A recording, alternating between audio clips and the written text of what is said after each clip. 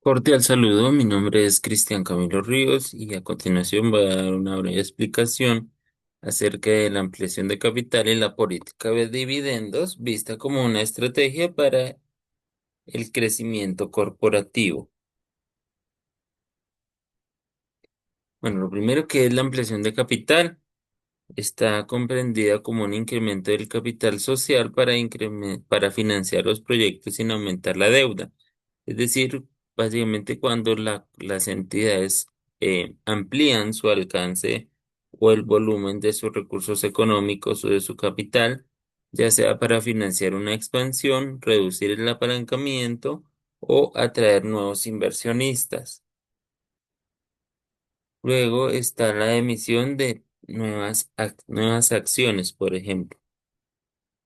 En el evento de que unos socios nuevos o antiguos adquieran nuevas acciones, esto sería la emisión de las nuevas acciones. Es decir, cuando la empresa crece, em, aumentando el valor de acciones que tiene en circulación para así apalancarse sin llegar a generar deuda, aunque se adquiere un compromiso con terceros, en este caso es los, los mismos socios.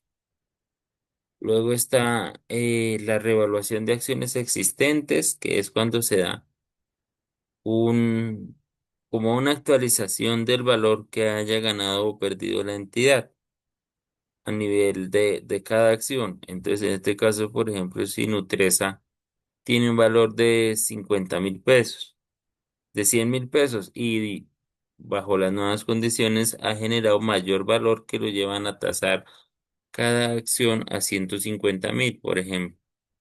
Luego está la reinversión de reservas, que es cuando las utilidades no se distribuyen, sí, o sea, de beneficios anteriores que se retienen, que no se han entregado a los accionistas a manera de utilidad, pues eso es reabsorbido por la organización en comprar maquinaria. Y estos son los métodos de ampliación de capital. Luego están los tipos de ampliación de capital. El primero, entonces, es la ampliación de capital monetario, que es cuando es en efectivo, y los aportes son en moneda. Por ejemplo, si las acciones representan que a la entidad le ingresan 10 millones por concepto de esas nuevas acciones. Otra cosa es cuando es no monetario, que es cuando los bienes son bienes físicos o en servicios. Es decir, cuando alguien pasa a ser parte o coposeedor de la organización, haciendo una aportación que no tiene que ser en efectivo, sino puede ser en un bien o un servicio. Es decir, cuando alguien entra a prestar parte de sus conocimientos o parte de sus bienes que se ingresan a la al colectivo accionario y le hacen coposeedor de la organización sin haberlo hecho en efectivo. El otro es la compensación de créditos, que es parecido al anterior, pero en este lo que hace el nuevo socio es canjear una deuda por acciones. Es decir, bueno, resulta que a mí me deben los 10 millones del primer ejemplo, ¿sí? Entonces ahí eso lo hace coposeedor a cambio de ya no tener, digamos, una letra. Luego está el cargo a reservas, que es donde las utilidades retenidas se reinvierten. Ese ejemplo también se dio previamente. Las, la financiación no viene de nuevas acciones o de canjear deuda o de adquirir bienes que pasan a ser parte del patrimonio de la entidad, sino que el apalancamiento se da de dinero que no se va a repartir, sino que se va a reinvertir. Un caso práctico, por ejemplo, es si originalmente, por ejemplo, se tiene un capital de 20 millones para 200 acciones que hacen que cada acción tenga un valor unitario de 100.000. Pero resulta que se da una ampliación en donde el capital es de 30 millones y aquí ya se genera una reestructuración de la estructura de capital. porque una deuda o un pasivo de 6 millones de pesos originalmente daba un 30% con una valoración de 20 millones. Ahora da tan solo el 20% porque la nueva valoración es de 30 millones. Luego, la política de dividendos, ¿qué es esta? Son las reglas que sigue una organización para distribuir los beneficios económicos generados ante un ejercicio contable a sus accionistas. Es decir, si por algún caso quedaron 100 millones de pesos en el ejercicio contable 2024, se hace la junta, se acuerda qué tanto de ese porcentaje se va a generar en reservas, qué tanto se va a reinvertir, qué tanto se va a repartir. Eso viene siendo la política de dividendos. Las reglas que se tienen para la distribución de las utilidades a los accionistas. ¿Qué objetivos tiene? Lo primero, pues retener liquidez para crecimiento. Normalmente se deja unas reservas y se puede pronosticar una reinversión de dividendos, que no es algo que deje de ganarse el accionista, sino que se reinvierte pensando en que puede dar mayor utilidad o apoyar a un crecimiento con suma positiva en la organización. Y el otro, pues sería entonces premiar a los accionistas con los rendimientos, cuando el dinero que queda libre en el flujo de caja, pues es dado a los accionistas como un resultado de esa inversión original. Luego, los factores que influyen en la política de dividendos. Están las restricciones legales. Esto, si bien no se puede tampoco decir, no, yo voy a repartir todo el dinero porque si yo quiero materializar mi utilidad, ¿no? Porque también hay ciertos parámetros como el tema de las reservas legales. Luego están los contratos con acreedores. Pueden haberse dado o haberse estipulado ciertas cláusulas que exijan mínimos de liquidez.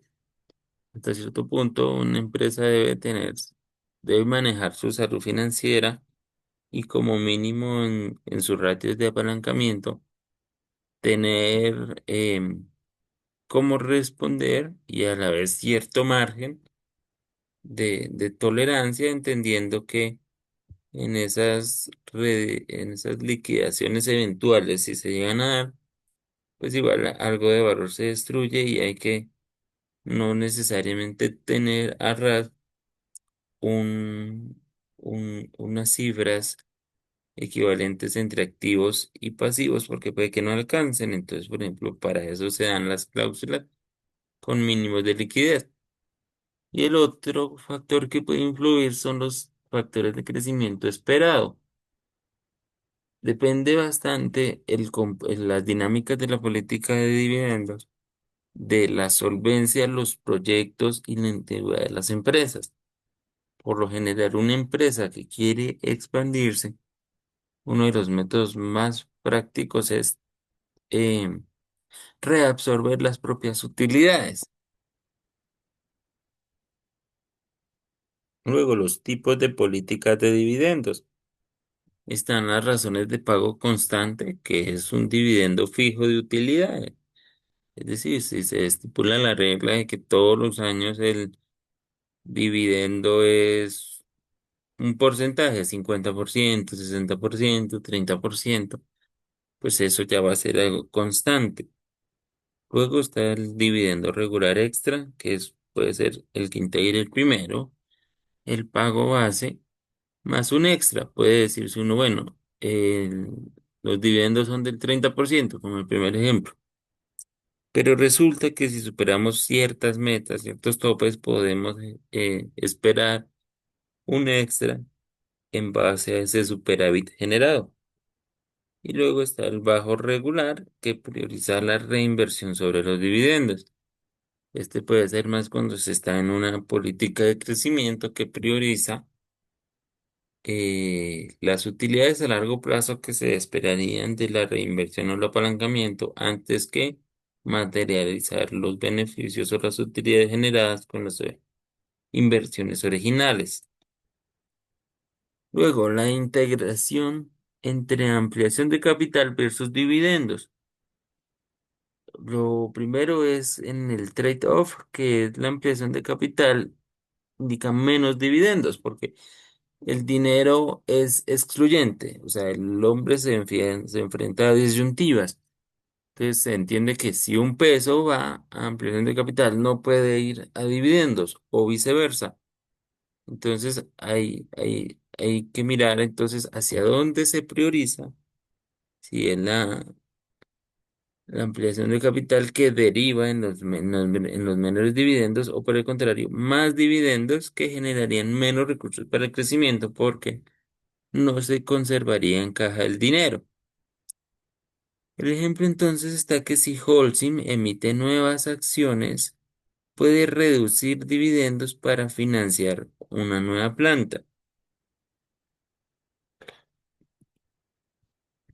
Luego, conclusiones y recomendaciones. Lo primero, que la ampliación de capital es ideal para empresas en crecimiento con acceso a mercados de capital, porque se entiende que es parte de un proceso, ¿no?, que se está consolidando o que se está trabajando todavía con mayor empeño, lo que generaría que difícilmente se puedan materializar al 100% las utilidades y está en un proceso en el que el dinero puede hacer más reingresando antes que de pronto materializar utilidades para igual luego tener que buscar capital. El otro, que los dividendos son claves para retener a los accionistas en empresas maduras. Más allá a veces de esperar en el largo plazo, pues el flujo de caja siempre será atractivo para los inversionistas, entonces eso depende de los dividendos. En la medida en la que los accionistas pueden ver pagos parciales eh, de las utilidades, pues estos estarán gozando de esa materialización de las inversiones, lo que los hará atractivos. Luego está el balance, que es combinar ambas según el ciclo de vida de la empresa. O sea, no es necesariamente reducir del todo los dividendos, pero tampoco estar ampliando de más, si no haya desequilibrio entre lo que es una sana liquidez y a su vez una reinversión de capital que permita ir recibiendo algo de beneficio mientras se está creciendo.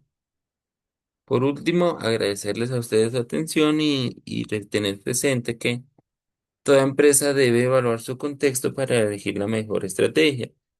No hay una última palabra o, o una ley obligatoria que diga cuál es mejor o cuál es peor. Todo depende del contexto y cuáles son también la estructura de capital, el mercado, las expectativas de los clientes y varias cosas que llevan a solventar el aceptar o rechazar una de las estrategias o cómo se dé la distribución de estos apalancamientos. Muchas gracias.